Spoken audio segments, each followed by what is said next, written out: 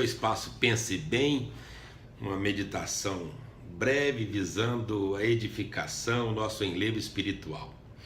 Este ano, talvez a palavra mais usada tenha sido a palavra polarização, mas não no sentido das ondas eletromagnéticas, no sentido de divisão, né?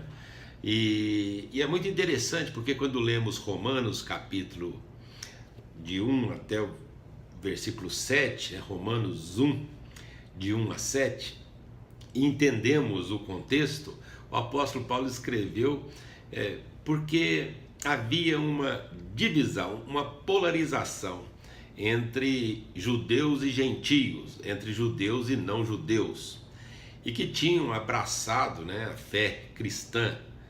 Então, o apóstolo Paulo escreve Romanos e, dentre tantas coisas importantes, o apóstolo Paulo vai apresentar o Evangelho de Deus, que, segundo o apóstolo Paulo, coloca todos nós numa mesma situação. Ou seja, tanto judeus como não judeus, tanto brasileiros quanto americanos, tanto negros quanto brancos, todos nós estamos na mesma condição.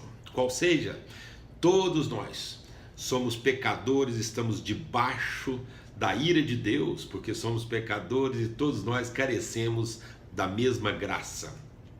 Outra coisa que faz com que nós percebamos que somos todos e estamos todos na mesma situação. Ninguém pode justificar a si mesmo. Todos nós precisamos da justificação e essa é só mesmo pela graça mediante Jesus Cristo. A terceira coisa interessante e importante que todos precisam saber: o Espírito Santo, ele nos ajuda e trabalha em nós no processo de santificação para que nós sejamos mais parecidos com Jesus. O apóstolo Paulo então escreve Romanos e fala sobre o Evangelho de Deus. O Evangelho de Deus que foi prometido pelos profetas, foi revelado em Jesus e é testemunhado por nós.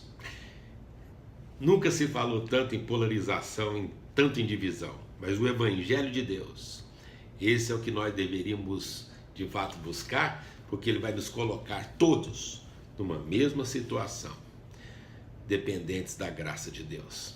Forte abraço, fique com Deus. Olá, esse